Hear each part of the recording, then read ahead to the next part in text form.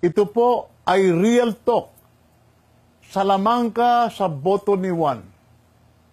Hindi pa man na isasagawa ang eleksyon sa darating na Mayo 9, plansyado na ang pagmamaniobra sa resulta ng halalan.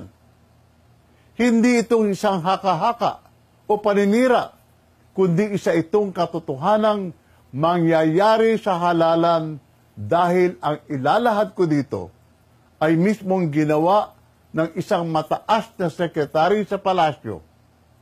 Inayos niya ang Secure Digital Card o tinatawag po nating SD cards.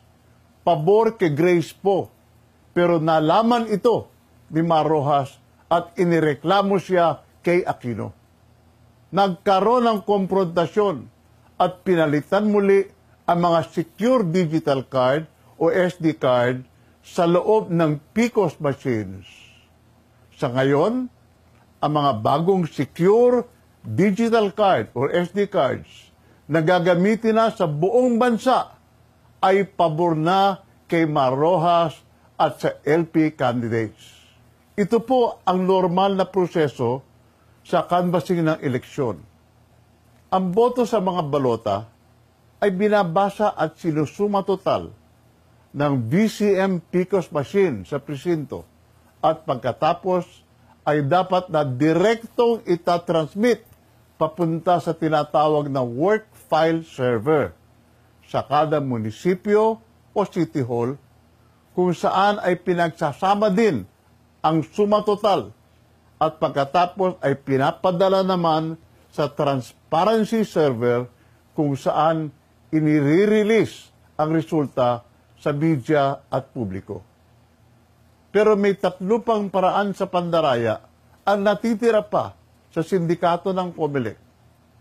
Number 1, sa unang pandaya ay nabuntis na ngayon ang mga Secure Digital Card o SD cards sa loob ng mga VCM o PCOS machines na may mga laman na para kay Rojas. Ang ibig sabihin, supposed to be secure digital cards ay hindi na secure.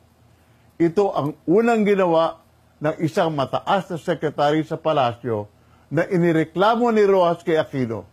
Kaya naman ang laman ngayon ay hindi na sipo na nilagay ng isang mataas na sekretary, ang laman ngayon ay si Rojas na. Number 2, sa pangalawang pandaya ay gumagamit ng peke o illegal na computer program na nakalaman na sa loob mismo ng consolidation and canvassing system ng computer program sa mga munisipyo at mga city hall.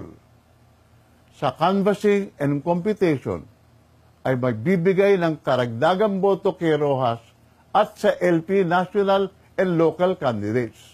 Kung matatandaan po ninyo, sa huling eleksyon, pinograma po nila na 60-30-10 ang maging boto sa karamihan ng mga local candidates. At ganun nga po ang nangyari.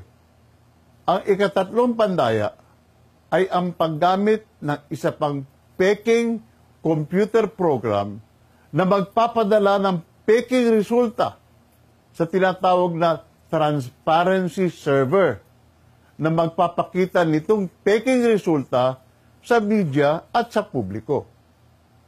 Sama-sama po nating puksain ang dilim ng halalan at ibalik ang tunay na liwanag ng pagbabago.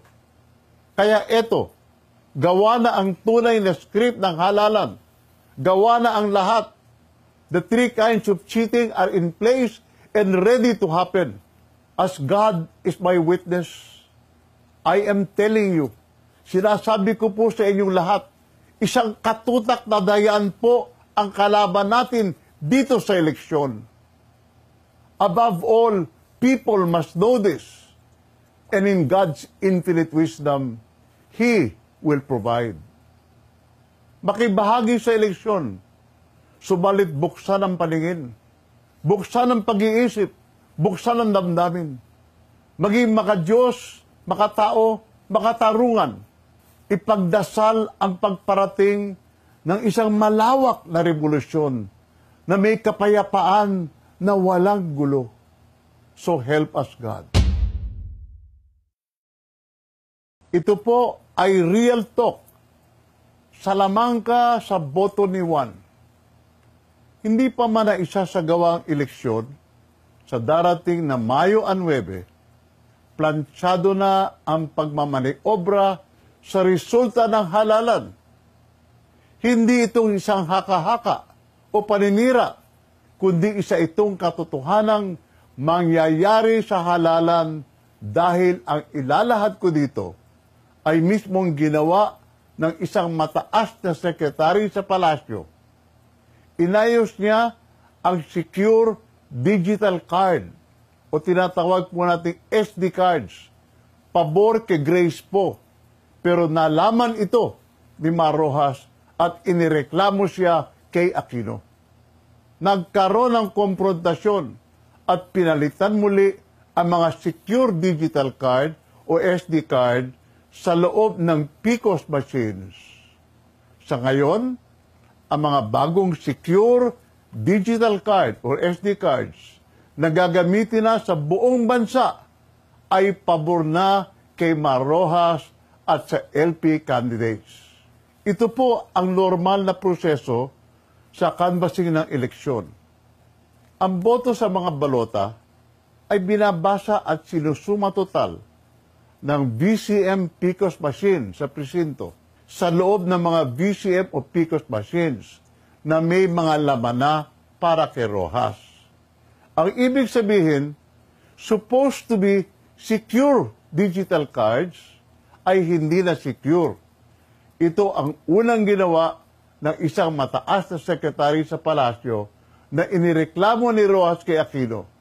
Kaya naman ang laman ngayon ay hindi na sipo na nilagay ng isang mataas na sekretary, ang laman ngayon ay si Rojas na. Number 2, sa pangalawang pandaya ay gumagamit ng peke o illegal na computer program na nakalaman na sa loob mismo ng consolidation and canvassing system ng computer program sa mga munisipyo at mga city hall. Sa canvassing and computation ay magbibigay ng karagdagang boto kay Rojas at sa LP national and local candidates.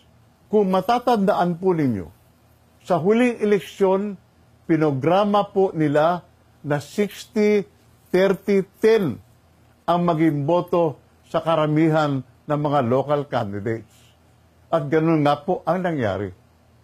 Ang ikatatlong pandaya ay ang paggamit ng isa pang peking computer program na magpapadala ng peking result at pagkatapos ay dapat na direktong itatransmit papunta sa tinatawag na work file server sa kada munisipyo o city hall kung saan ay pinagsasama din ang suma total at pagkatapos ay pinapadala naman sa transparency server kung saan inire-release ang resulta sa media at publiko. Pero may tatlo pang paraan sa pandaraya ang natitira pa sa sindikato ng COMELEC. Number 1, sa unang pandaya ay nabuntis na ngayon ang mga secure digital card o SD cards